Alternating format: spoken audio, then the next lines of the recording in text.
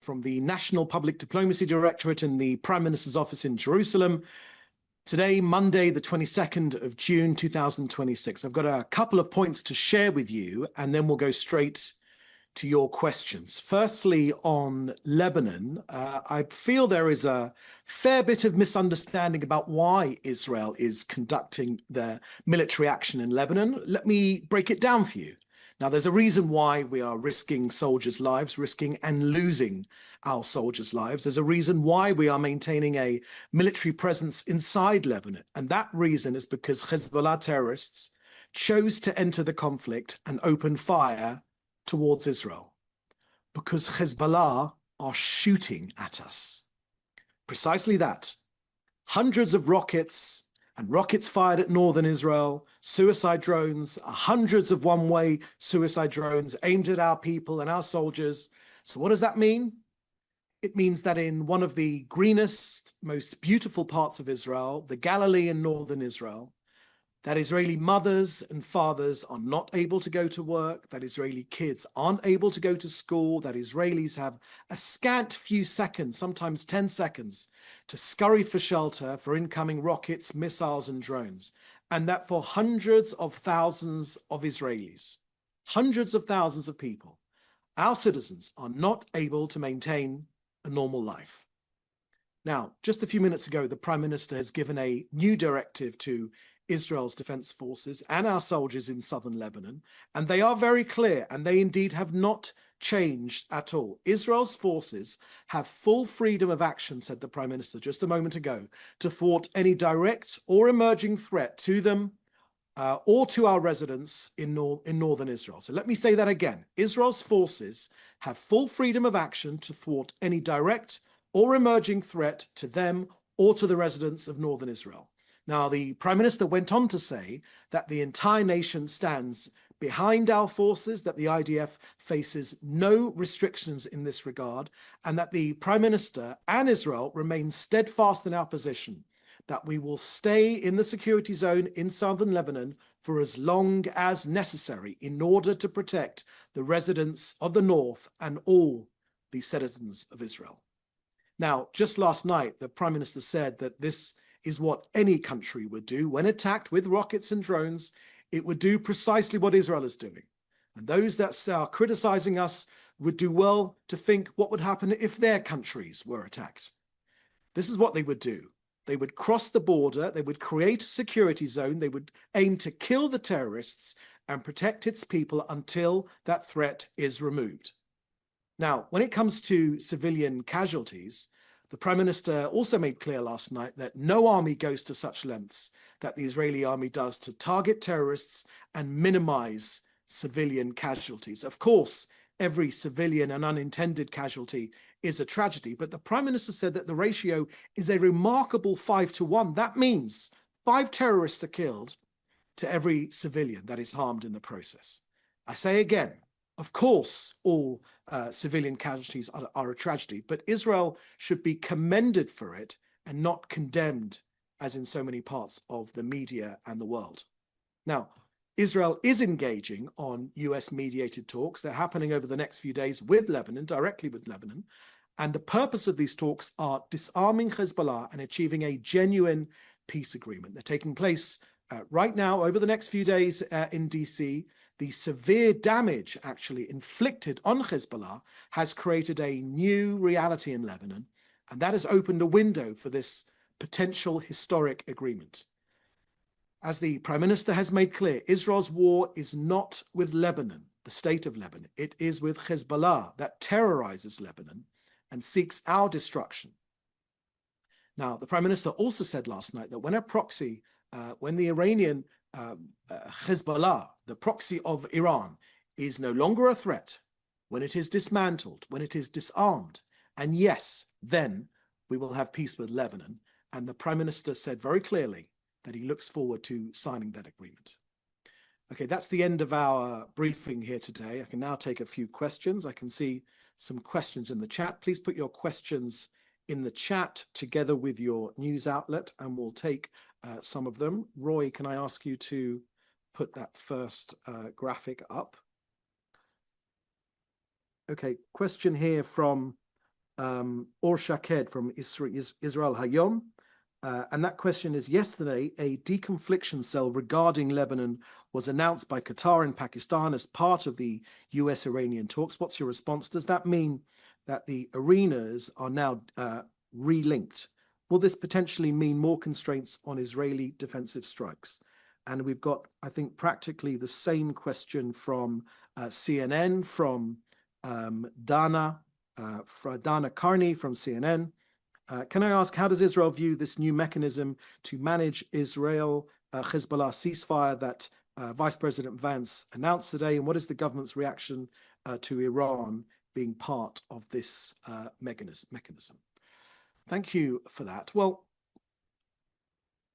let me answer your question this way. I don't know about you, but I'm pretty convinced that the terrorist organization whose logo that you can see right over here next to me, just so you can see it quite clearly, I'm not convinced that a terrorist organization whose logo is a machine gun are going to become peaceniks.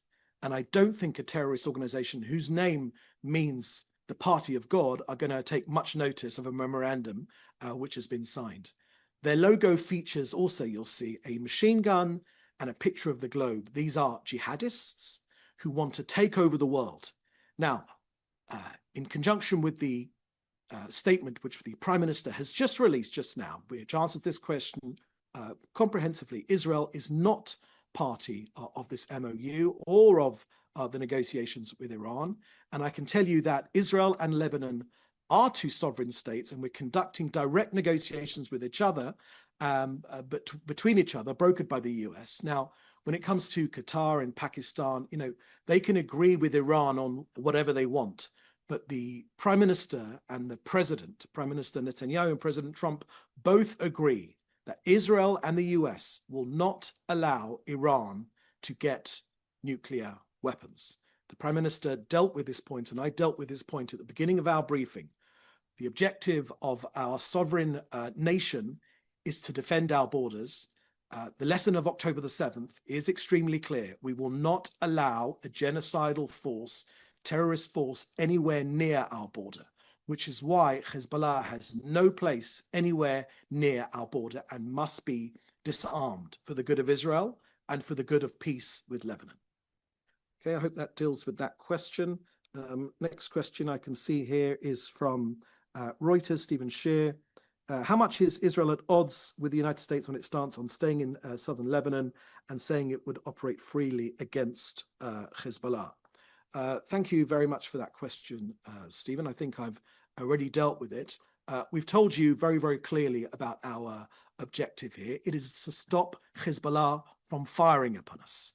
And that is the reason that Hezbollah, the Hezbollah terrorists chose to enter this conflict.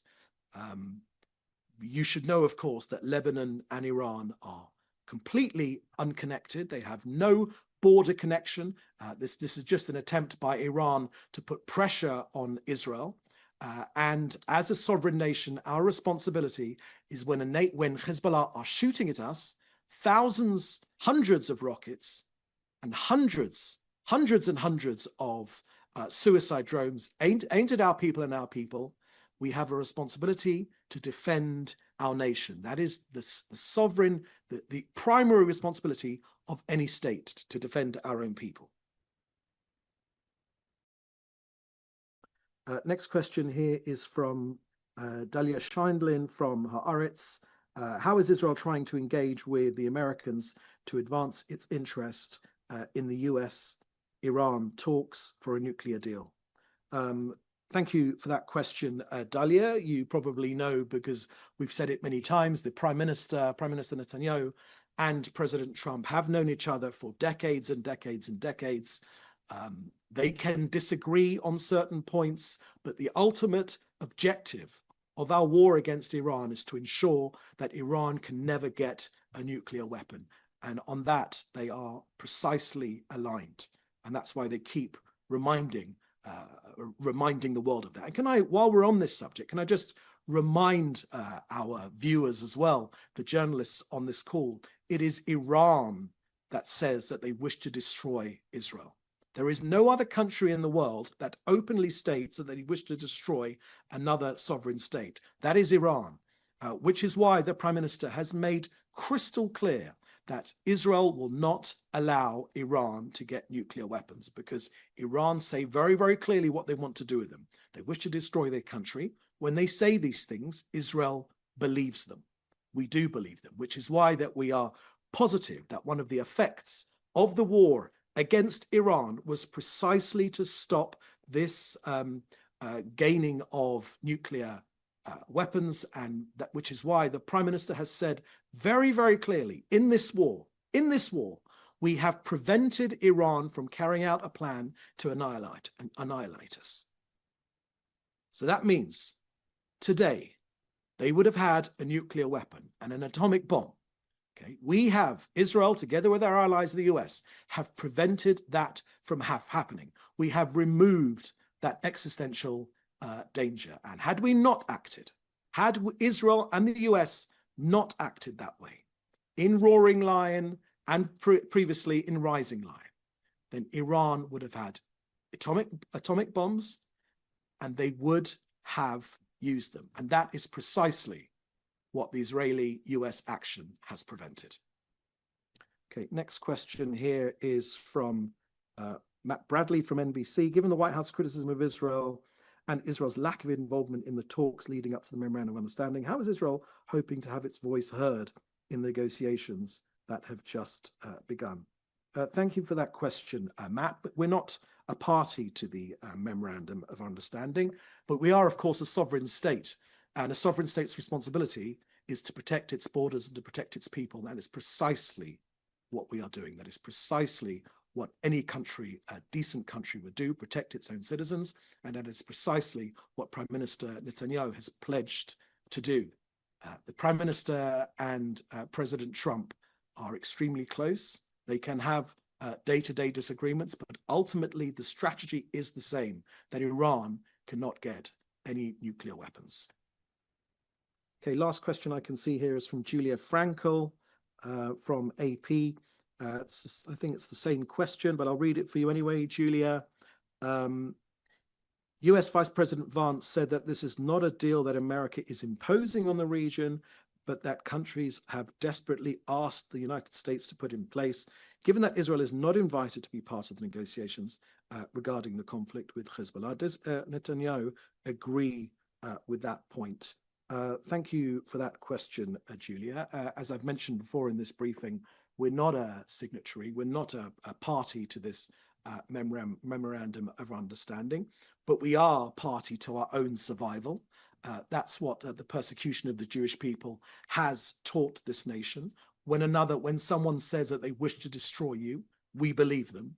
The purpose of this country is to defend its citizens, and that is what the Prime Minister is completely focused on doing. Indeed, that is what any Prime Minister, any decent Prime Minister would be committed to doing. The Prime Minister and the President have known each other for decades and decades and decades. They can have disagreements, minor disagreements, but ultimately they are completely aligned. They are completely aligned on this main point, that Iran can never get nuclear weapons. Israel's army and Israel's nation are full square behind the Prime Minister to ensure that this country is not threatened by a nuclear Iran. Okay, we've got a couple of questions here which have come through. I'll take them quickly. Jan Bourgard from Axel Springer. According to Jerusalem Post, the IDF is considering transferring control of Hezbollah's underground compounds to the Lebanese army. Israel reportedly believes that doing so could test the Lebanese army's ability and willingness to act against Hezbollah, according to N12. Can you confirm these reports? If so, does this reflect a new Israeli strategy towards Lebanon? And could responsibility to Lebanon's army, could it serve as a test for the ability and willingness to act against Hezbollah? Israel believes that transferring this to the Lebanese army could serve as a test of its ability and willingness to act against Hezbollah. Thank you for that question, Jan. I'm not precisely sure what the question you're asking is, but I've made clear during this briefing that Israel is not a signatory to the MOU, and Israel is not a signatory to any of these discussions. But Israel and the US are completely aligned. The Prime Minister and the President are completely aligned when it comes to ensuring that Iran can never have a nuclear weapon. When it comes to Lebanon, the Prime Minister just released a statement just a few moments ago. It's been released online through the usual ways, and the Prime Minister says very, very clearly that our objective in Lebanon is to ensure that Hezbollah are dismantled and disarmed. Why do we wish for that to happen? For two reasons. Number one, after October the 7th, we will never allow a genocidal terrorist force to be anywhere near our borders. And number two is because Hezbollah have been firing at us hundreds of drones, hundreds of missiles, hundreds of anti-tank missiles. They've killed our soldiers and they've killed our civilians as well. They threaten the lives of thousands of Israel's citizens as well, the northern portion of this country, and no country would put up with that. Now, I mentioned to you that there are discussions taking place in Washington directly between Israel and Lebanon under the auspices of the United States and the State Department. We want those discussions to succeed, but as in the past, as in the ceasefire which was negotiated back in 2024, Iran, Hezbollah was supposed to have been disarmed. Hezbollah was supposed to have been disarmed by the Lebanese army. Now, whether through lack of will or lack of ability, that did not happen, which is why Israel has pushed Hezbollah right back. That's why we've pushed them right back. Now, I won't preempt those discussions as they're going ahead. We want an agreement with Lebanon. We feel that there is no reason why an agreement with Lebanon cannot be taken forward. The only impediment is the terrorist organization of Hezbollah, which is why we believe that they should be disarmed and dismantled. Now, however that happens, then obviously Israel will be in favor of that, whether it's through diplomacy or whether it's through military force. In our experience, it normally turns up to be a connection, a conflagration between those two options. But the Prime Minister has made crystal clear, he said it just now, he did it last night in a speech in English, which you can see for yourself. Israel will not be threatened by Hezbollah, which is a terrorist organization. So however Hezbollah are dismantled, their terrorist tunnels and their arms and their drones are dismantled, and however Hezbollah are disarmed, that would be a positive thing for all of the people in this region, obviously not the terrorist organization. Okay, another question here from Orsha Ked from Israel Hayom. This will be the last question now. Is Israel concerned that the US general license on Iranian oil, including dollar payments, insurance, and shipping services, gives Tehran meaningful sanctions relief while negotiations are ongoing? Thank you for that question, or Shaked from Israel Hayom. Look, Israel is not a party to this deal. Israel is not a party to the Memorandum of Understanding. The Prime Minister's made the case particularly clear when it comes to making deals with Iran. The Prime Minister has made clear that this is a path which the President is going down. Israel's not party to this agreement, but we have seen with every other agreement when it comes to the Iranian regime, they always lie, they always cheat, they never tell the truth. Ultimately, our objective is absolutely clear that everyone should know. There should be no ability for Iran to have a nuclear weapon. Okay, that's the last question. There's one more question. The last question which has come in here from Hussein from Iran International. What if the Islamic Republic regime manages, under the pressure by US on Israel, to establish a so-called unity of fronts? What Israel's actions will be? Would Israel be willing to attack Hezbollah inside Lebanon, including Dahya, at the expense of Iran-US Memorandum of Understanding, even it's being construed as sabotaging the interim deal? Thank you for that question, Hussein. As I've mentioned to you before, we're not a party to this deal, which is why the Prime Minister said just a few moments ago, and he made this clear, and this has probably been published right now, we have a responsibility to defend our northern citizens. That's precisely what we're doing, which is why the Prime Minister has given a directive to Israel's defense forces and our soldiers in southern Lebanon, and they are clear that they have not this guidance has not changed. Israel's forces have full freedom of action to thwart any directive, to thwart any direct or emerging threat to this country or to our forces or to the residents of northern Israel. Let me say that again. Israel's forces have full freedom of action to thwart any direct or emerging threat to them or to the residents of northern Israel. Now, the Prime Minister has the entire nation behind him when he says these things. The IDF faces no restrictions in this regard. They have a responsibility to defend our citizens. That is precisely what they are doing. And the Prime Minister has also said that Israel will remain steadfast in our position, that we will stay in the security zone in southern Lebanon for as long as necessary in order to protect the residents of the north and all of the citizens of Israel. And as the Prime Minister said last night, that is precisely what America would do if they were targeted in this way, as we've been targeted by this terrorist organization, and it's precisely what we are doing. Okay, that's the last question today. Thank you for joining us. We'll have another briefing again soon. In the meantime, please do stay safe. You can contact us in the usual way for any questions or interview requests. In the meantime, thank you very much for joining us. Bye-bye.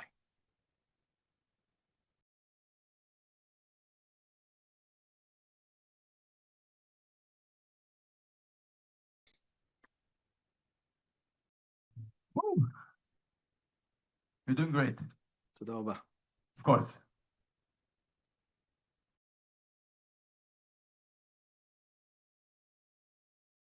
Good endurance on